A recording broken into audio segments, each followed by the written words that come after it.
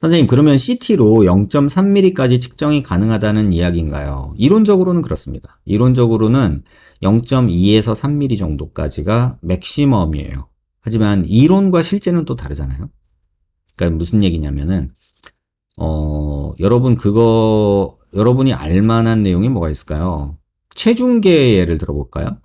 체중계 보시면요. 보통 우리가 올라가서 재는 체중계는 몇 킬로 점 얼마 이렇게 해서 100g 단위까지 나오게 돼 있죠. 예를 들면 뭐 50.1 뭐 이렇게 100g 단위까지 나오게 돼 있죠.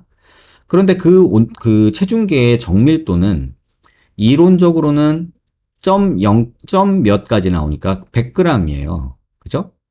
100g 단위까지가 측정 한계예요. 그러니까 뭐 100g이나 150g이나 다 100g으로 표시할 거란 말이죠. 그러면 실제로 그러냐? 그게 아니잖아요. 뭐냐면 0점이라는 게 필요해요. 0점. 이게 모든 전자제품도 그렇고 모든 어떤 기계 제품도 그렇고요. 20kg을 20kg으로 말하고 50kg를 50kg으로 말하고 100kg를 100kg로 말하는 저울은 별로 없어요. 왜냐면요. 어떤 체중계는 측정 범위가 0에서 50까지예요. 그러면 20g, 25g일 때가 정밀도가 제일 높아요. 일반적으로. 그리고 0이나 50g, 예를 들면 1g, 뭐 49g, 이때는 정밀도가 떨어진다고요.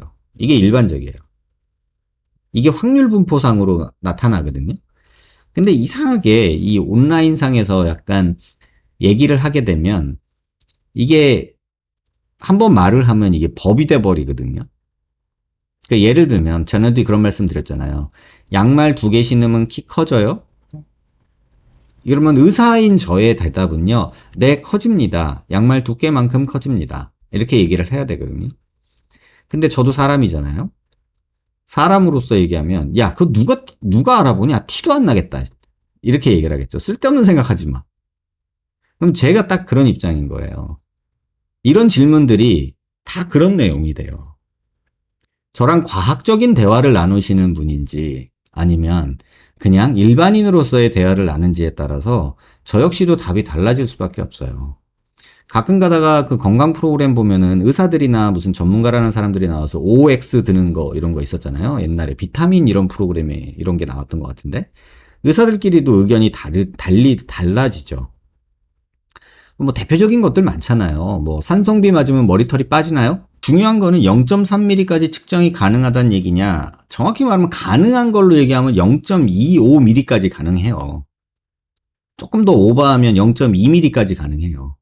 근데 그게 측정은 가능한데 그 측정 수치를 믿을 수 있느냐의 신뢰도의 문제가 또 있단 말이에요. 복잡해지죠. 그러니까 제가 이제 방송을 하는 입장에서는 이 보는 사람이 일반인이다라고 가정하고 얘기를 하는데 실제로 방송 보시는 분 중에는 의사 선생님들도 계세요. 제 방송을 보고 뭐 얘기하시는 선생님들도 계시거든요. 또 다른 과 의사 선생님들도 계시고. 그러면 이게 대화 내용이 달라질 수밖에 없어요.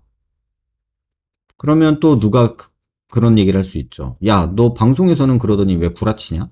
이럴 수도 있겠죠. 이런 일들이 실제로 벌어진다. 이렇게 보시면 되고, 이런 거에 너무 연연해 하실 필요 없다.